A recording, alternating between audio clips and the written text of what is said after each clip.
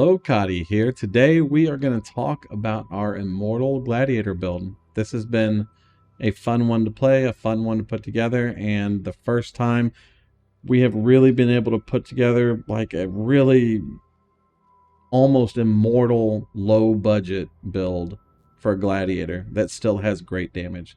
So let's take a look at bossing and mapping. Alright, it is Uber Maven time. Uber Maven is a fan favorite for showcasing your build as tanky. We do have a few buttons on the build. We have Focus, Command Graft, Prismatic Tincture. These are all designed to be synced up to do a ton of burst damage. Most of these bosses have immune phases, and so you're really only DPSing them for a very short period of time. So come over here and hit her with the burst. My spirit is spent. And this is not a let's learn how to do Maven. This is simply a let's show the case that we can face tank everything, including the big brain explosion. Now, for the build at this part of the budget, in order to face tank that big brain explosion, you do have to hit your immortal call at the right time. If you don't hit your immortal call at the right time, you will die. Potentially a even higher budget version of this could do it without worrying about immortal call. Now we can tank memory game without immortal call, but there's no reason. Like, you know what's coming. Just hit immortal call whenever it's time to tank it. And generally speaking, you should avoid the no recovery lasers. But we have a large enough base ES pool that you can just live long enough once they've done them. So again, on this one, Immortal Call, live through it all.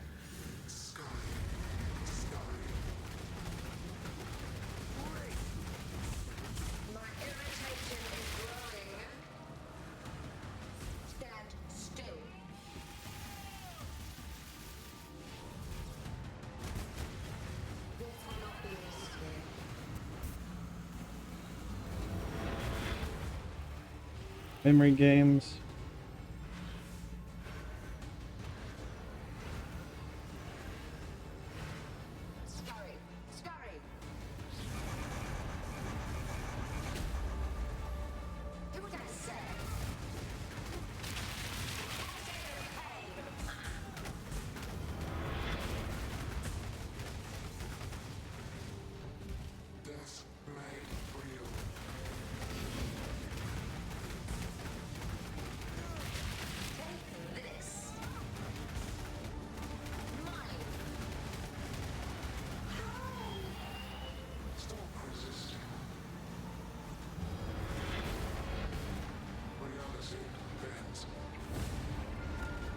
We hit our immortal call a little late there, so I went ahead and jumped out.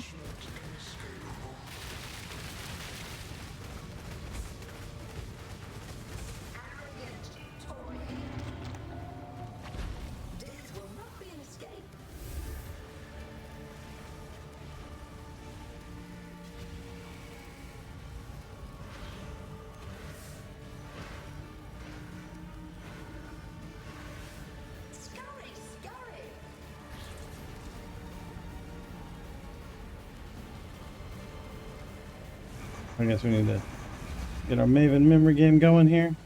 I was waiting for something that wasn't going to happen.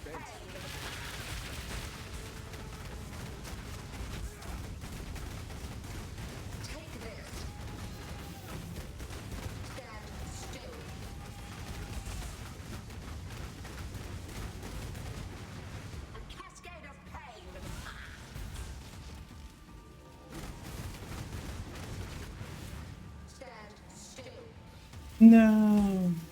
Where did she go? Now we do have Calling Strike on Leap Slam for that situation.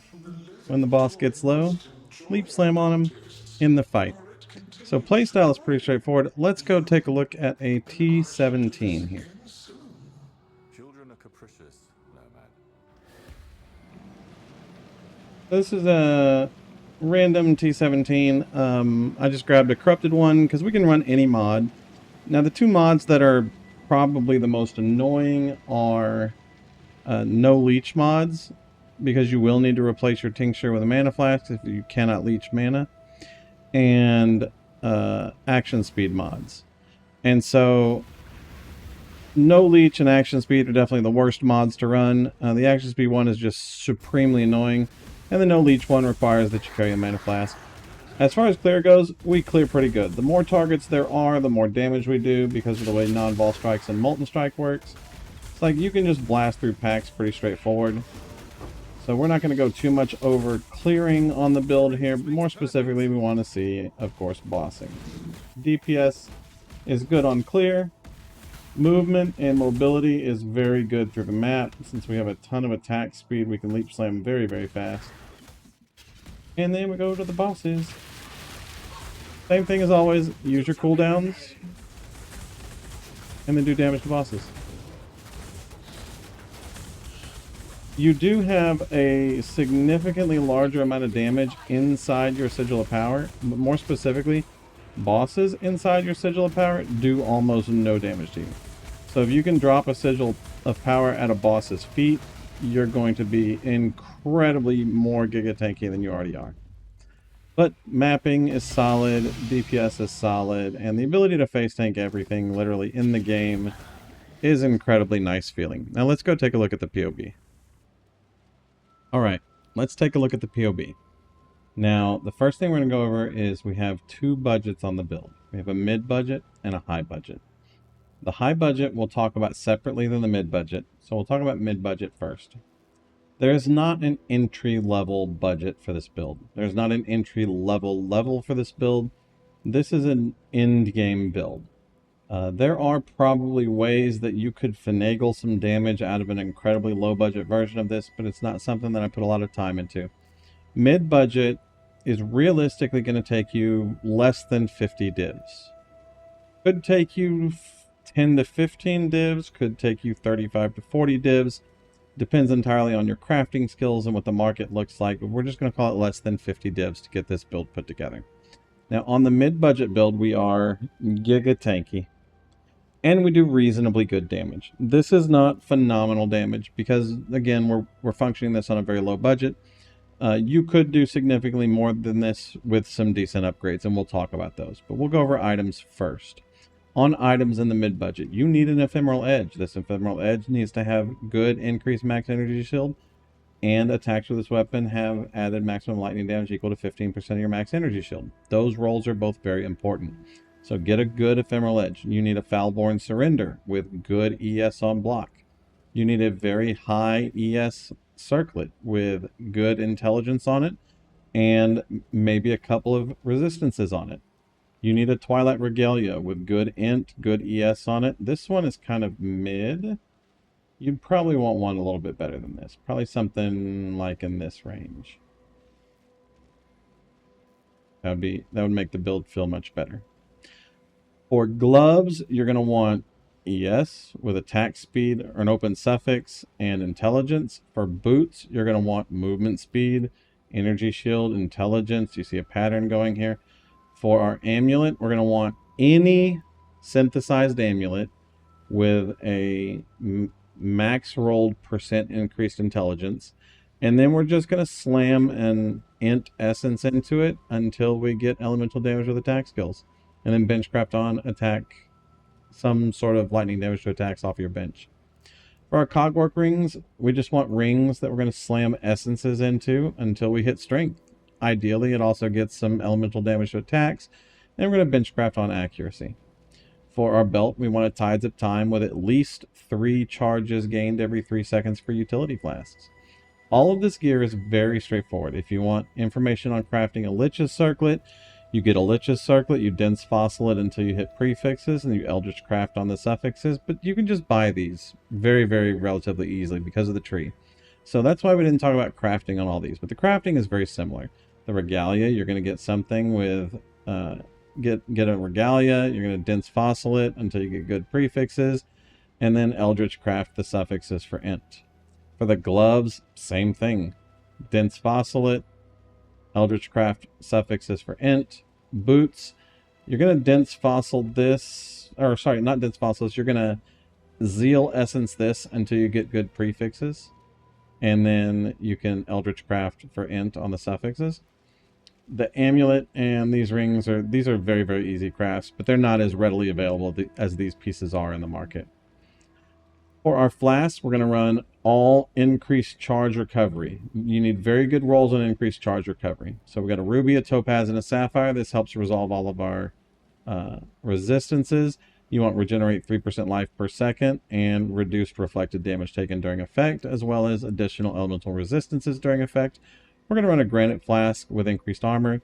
This flask only has about a 50% uptime against bosses, but you don't really need it versus bosses. This is primarily just to give you massive amounts of survivability and mapping, which it'll have 100% uptime on during mapping. And then you're going to want a prismatic tincture with increased effect, and melee damage penetrates elemental resistances. For our two graphs, you want a wreathed in light, ideally with damage penetrates or lightning damage, but specifically you want conductivity on hit. And then for your replicating S-Craft, again, you want either damage penetrates or lightning damage. And then more specifically, we want increased effective non-damaging ailments. This allows us to guarantee a 21 or a 30% shock on targets at all times. And this one allows us to get conductivity on the target without having to do anything extra in our build to apply that conductivity. Now you do have to have Whispers of Doom to allow for a second curse, even though the curse is coming from the S-Craft, and the S-Craft is supposedly a separate entity. There's some horseshit there from GGG, but you do need the Whispers of Doom in order to apply the additional curse from the Storming S-Craft. Now for our jewels, we need a cluster jewel here, here, and here. These you need one Fuel the Fight, Calamitous Martial Prowess, and then one Feed the Fury, Calamitous Martial Prowess. This jewel, you need a Blood Scent, Calamitous, and it could be Heavy Hitter, it could be Smite the Weak, it could be Martial Prowess, anything that pushes Blood Scent and Calamitous to the front. You could also run Feed the Fury or Fuel the Fight on the front instead of Calamitous if those are cheaper. You could also run Devastator on here, but that's probably going to be giga expensive. Basically, just look for any cheap cluster jewel that has Blood Scent pushed to the front with a second useful cluster. Really, we're going for that 2 Rage on hit, so that we do have Rage on the build. Split personalities, we're going to run 5 Int, 5 Max Energy Shield, and Unnatural Instinct, probably the most expensive part of this build, but very, very important. A Light of Meaning with lightning damage on the low budget, ES on a high budget, and then just like a ton of filler jewels. Cheap filler jewels is what you're looking for. And the way I recommend you look for these is going to be the same way you can look for better rings or better amulets. So these are simple crafts that are just strictly designed to increase the damage on our character. We can use POB for this. And so we're going to trade for these items. We look for a jewel, we execute the search, and then it's going to calculate the average weighting of all the possible jewel mods on the items so that it will estimate getting you a very high DPS jewel. And then we just set a budget that fits our character. So we open this, this comes out, and then come in here and adjust the weighting to something that will limit the available jewels to less than 10,000, because if it's 10,000, that means that it no longer continues the search once it finds 10,000. As you can see, there are 10 really cheap, relatively cheap jewels as we go down here. All of these are good jewels.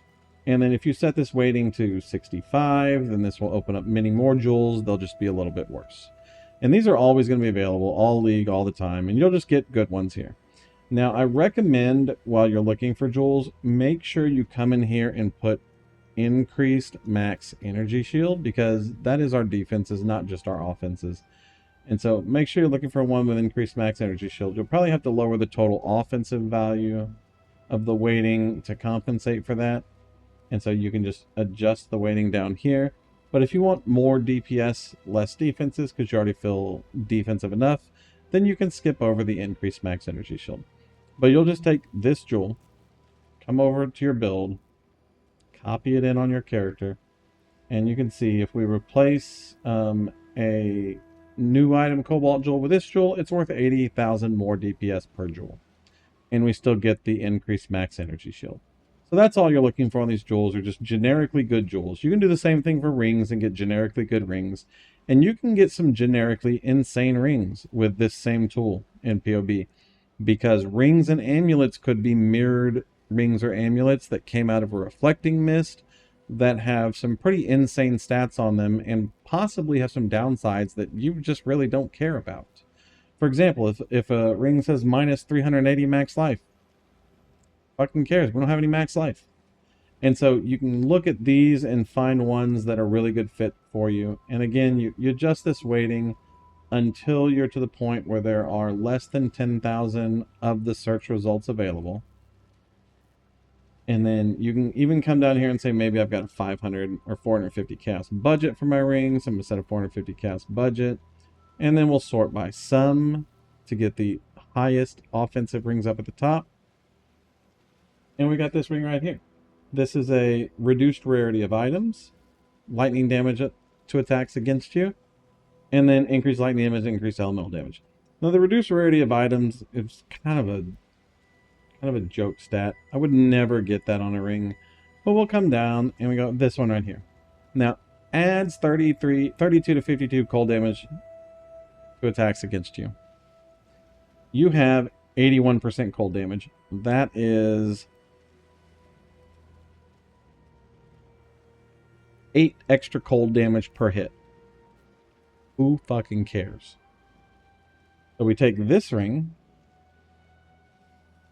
and we compare it to our cogwork ring here, and it's 2.3 million DPS higher. Now, we do lose 471 energy shield, a little bit of BS regen, a little bit of BS leech as a result of that.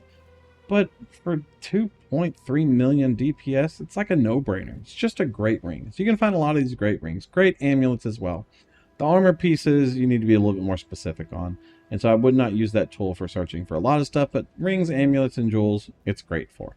Now, as for skills, we are running in the low-budget version Arcanist brand with Frost Shield and Sigil of Power.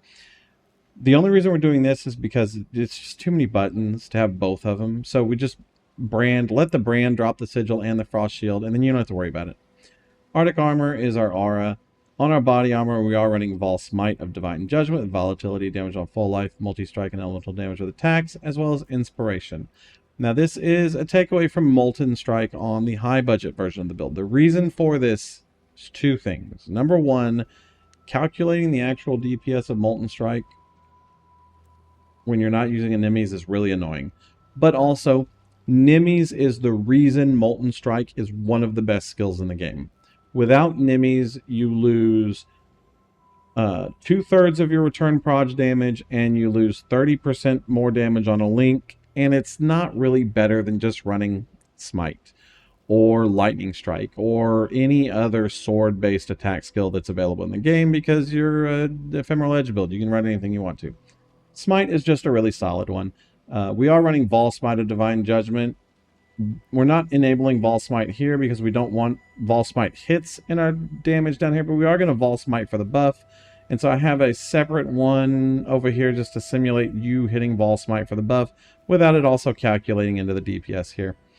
On our sword, Leap Slam with faster attacks and Immortal Call.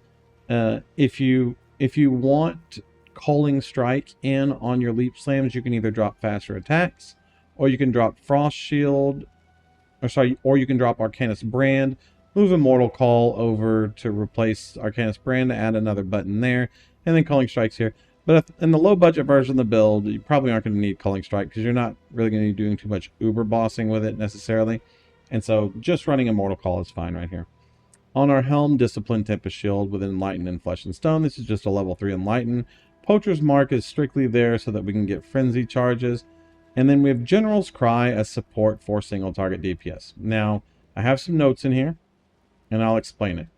General's Cry sucks horribly at trying to set up and trying to estimate the damage that your character can do. It's really bad at doing it. So I have the Blade Flurry set at level 1 because that simulates the approximate DPS that your General's Call on this build is actually going to do. but you should be running a 21 Blade Flurry. It doesn't do 13 million DPS. It does like 6.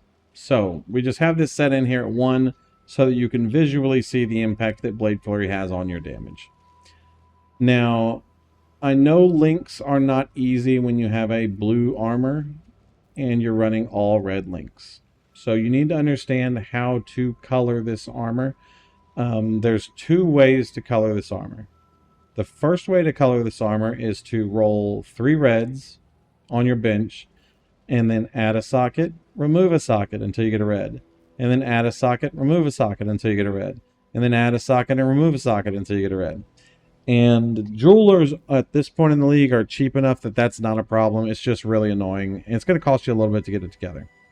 The other way that you can do it is you can blanch this and then you can roll white sockets on your harvest bench and you can get 6 white sockets, which is what I did on my build. And so that's how you can do that. As far as damage goes, like if you can't get that 6th blue socket, you can run Elemental Focus instead of damage on full life. And in fact, we'll just make that standard on the build because your shocks are coming from your graphs, not from you. And getting 5 reds on it is way easier than getting 6 reds on it. Because then you can 5 red down to here, and then your 6th socket, which is 350 jewelers every attempt, you can just roll a blue one. And that makes it much easier on the low budget version of the build. If you're like struggling even more than that, you could pull elemental damage with attacks and run an awakened lightning pin. Or just a regular lightning pin, but those are significantly weaker than elemental damage with attacks is. So that's how we're going to get our skill set up here. Now, as far as our passive tree goes, this is pretty straightforward. You're going to zoom down here and get your cluster jewel here. We have a large and a medium cluster jewel, which I didn't go over in the items, but your medium cluster jewel does need to have spiked concoction and special reserve. These are really important for the build. This regen is amazing and the damage is nice. Spiked concoction is necessary for you to have 100% uptime on your flasks. Spiked concoction and flask gain a charge every 3 seconds are the 2 things necessary for you to have 100% uptime on your resistance flasks while you're using a Tides of the Time belt. We come over here to deflection so that we have access to endurance charges and block mastery so that we can get more spell block. We are a precise technique build, so you will not be doing any critical strikes. That means you can't use jolting, Eshgraphs, or anything else that is based around critical strikes. We do need some accuracy on the build, so we are getting accuracy equal to our intelligence here. Mage Bane is optional. It's just some additional spell suppression to overall reduce the total amount of damage we're taking on our character while we're mapping. We're not going for 100% spell suppression in the low budget version of the build, but it is nice just to have, and it's very, very easy to get a hold of since you don't have any evasion rating to speak of anyway. Your Unnatural Instinct needs to go here, and you do need to go to the 8% proj damage here, so that Unnatural Instinct is grabbing resistance is here. Your Light of Meaning needs to go here. Your Intuitive Leap goes here so that you can take Charisma and Reservation Efficiency without these 3 connecting nodes to get to it. You do need to make sure you have 100% increased energy shield from your equipped helm here. You do need to make sure that you have Intimidate on block here. This is 7% more damage. It's a very, very strong node. And then up here, you're going to take 5% increased attributes so that you can start maximizing your intelligence. Your clusters up here are interchangeable. You can put them anywhere you want to. And then we're going over to BCI, Sir Chaos Immune, and Ghost Reaver for Leech on the low budget version of the build. You don't really have enough pure ES regen to stand in all the nastiness in the game. And so Ghost Reaver gives us 2.6k Leech ES per second, which is a phenomenal amount of recovery. Now, we don't have Overleech, and we're not an evasion build. And so I think this is okay. I went back and forth about trying to use a Jade Flask and get evasion in and run Ghost Dance. That is an option if you know what I'm talking about. That's tech that you can look into, but I think just not having Overleech is fine because we have 1100 ES regen on the build as well. And so that should feel perfectly fine. Now that is going to be your passive tree, your skills, and your items on the low budget version of the build. On the high budget, we're going to kind of fly through it because a lot of this is self-explanatory and we've already talked about. On Ephemeral Edge, we're getting our Resolute technique here so that we don't need any accuracy on the tree. On our shield, we're making a Shaper shield which allows us to have 5% energy shield when you block. Crafting on this shield is a little sketchy. You are going to prefixes first, slam for % energy shield when you block. If you don't hit it, sell the shield, start over again. So dense fossil spam for prefixes, slam for 5% energy shield when you block. Once you get that, if you want to push the shield even further, then you will craft the 3 mods that suffixes cannot be changed. And then Veiled Exalted Orb, hoping to not rip your recover 5% energy shield and get some sort of beneficial veil, preferably damage while focused, double damage while focused. Finally, you do need an open suffix because you do need to bench craft on 10% spell damage suppression. Our helmet here, this is a increased mana reservation efficiency, int helmet. Fairly simple craft. Fracture, mana reservation, dense fossil prefixes, eldritch craft int on the helm, bench craft suffix for spell suppression. Armor here, this is a fractured int, dense fossil prefixes, unveil, regenerate energy shield per second, and then benchcraft on suppress spell damage. Gloves are fracture abyssal socket, dense fossil prefixes, eldritch craft int, benchcraft attack speed. Ghastly eye jewel is just fundamental fossils on a ghastly eye jewel with fractured max energy shield. Boots are fractured ES, and then I don't remember how we make these. I mean, making them is easy. Fracture ES, and then int spam to max energy shield on the prefix with an open suffix or a null down to an open suffix. Benchcraft on move speed, and then Eldritch craft your resistance suffixes.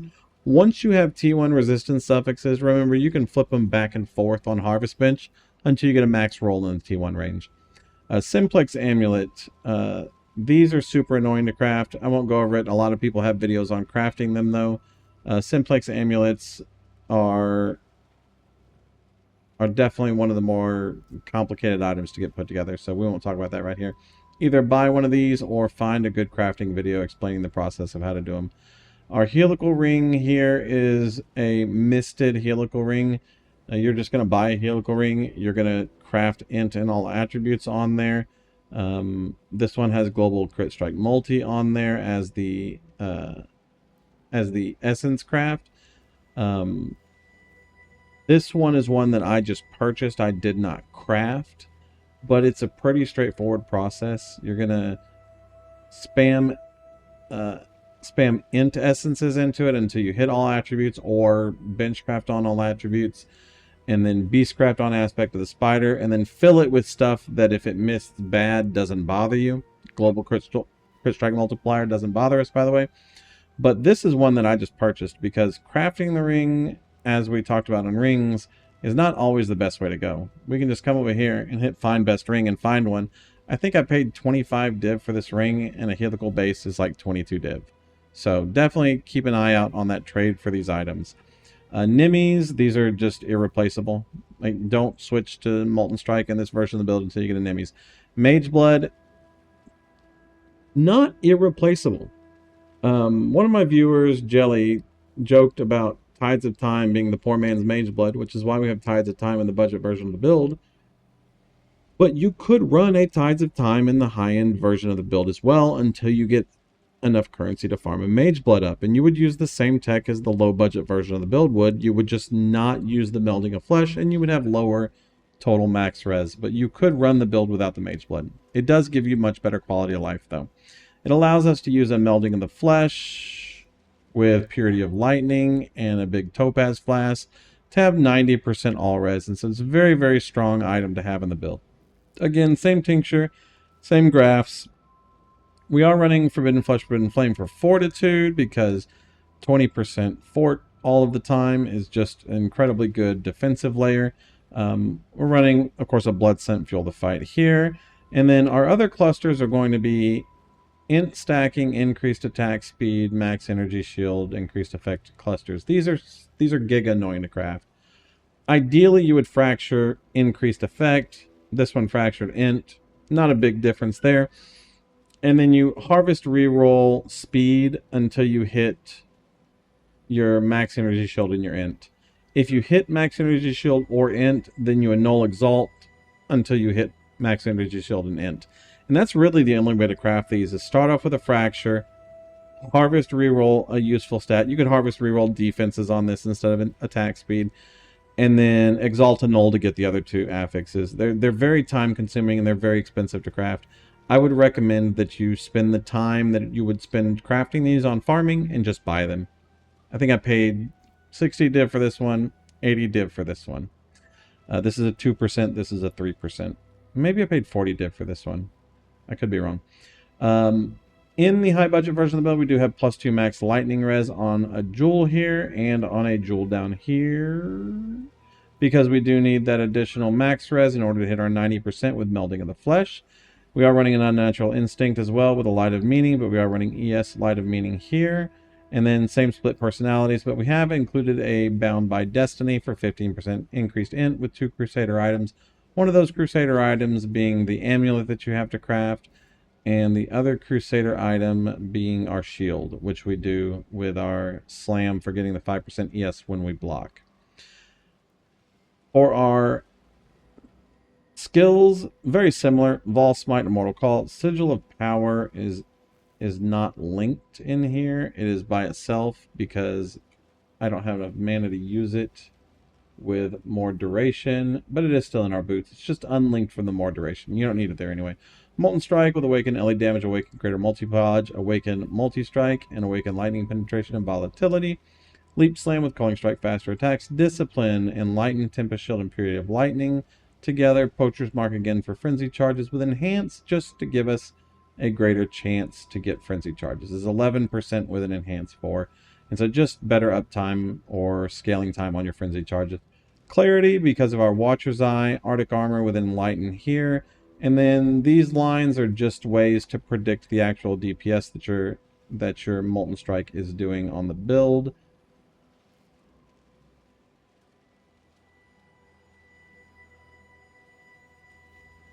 We do more damage than that.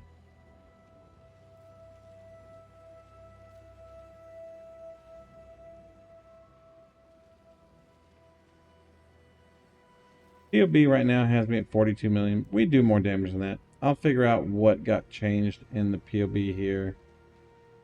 Oh, I see what got changed.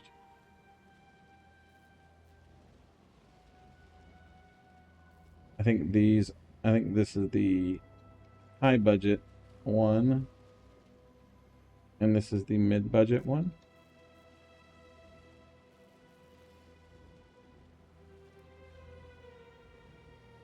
There we go. Yeah, the configurations got flipped around on those two. So for our skills, these are just ways to predict our Molten Strike damage. Like I said, we do about 75 million DPS. Conductivity coming from our graft, Aspect of the Spider, which is a wonderful tool on our ring. And then for our passive tree, it's the same passive tree. The only difference is we didn't need the accuracy here, and we have these bigger cluster jewels out here. And we didn't go for Ghost Reaver, although I am considering removing these nodes and going for Ghost Reaver and getting a Feed the Fury. Or not a Feed the Fury, but getting Leech in somewhere. But the build is phenomenal. Defenses are great, both on the mid-budget and the high budget. Damage, obviously better on the high budget than the mid-budget is. But don't forget, we are a gladiator. As a gladiator, we do 1% more damage to everything in our presence, up to 100%. And so, if it's living a little bit longer, don't worry. It'll die eventually. And then we are using small nodes here. So, these are, unfortunately, like the best nodes that are available to a gladiator. I went over the bloodlines pretty extensively, and none of them really do anything useful. You could finagle out of some sockets and get this action speed cannot be modified below base value and just have unsocketed boots. Like, that's an option. You could run Discipline, has 50% increased aura effect, but that's like incredibly boring. But it is 800 more energy shield for whatever that's worth. Outside of that, there was like nothing else in here that even looked remotely good. And so the Bloodline support's not very good for the build, and then Gladiator doesn't give us a lot of support for the build. So small passives right here are actually the best choice. This is 1.2 million DPS. This is 2 million DPS. Best ones to take on the tree. Now, if you have any questions over this build, drop a comment down below. Come by Twitch. I'm happy to help. No question is a stupid question, so come by and ask. The build has been like incredibly fun to put together. I played it for a full day at less DPS than the mid-budget build did, and that's kind of what got me to motivated to actually build this out. A lot of players are using this as a Valdo's Farmers build because it is virtually immortal, and you really have to try to get yourself killed. And so it's a great build for doing just about anything in the game, and I hope y'all have lots of fun with it. Thank y'all very much for watching. Peace.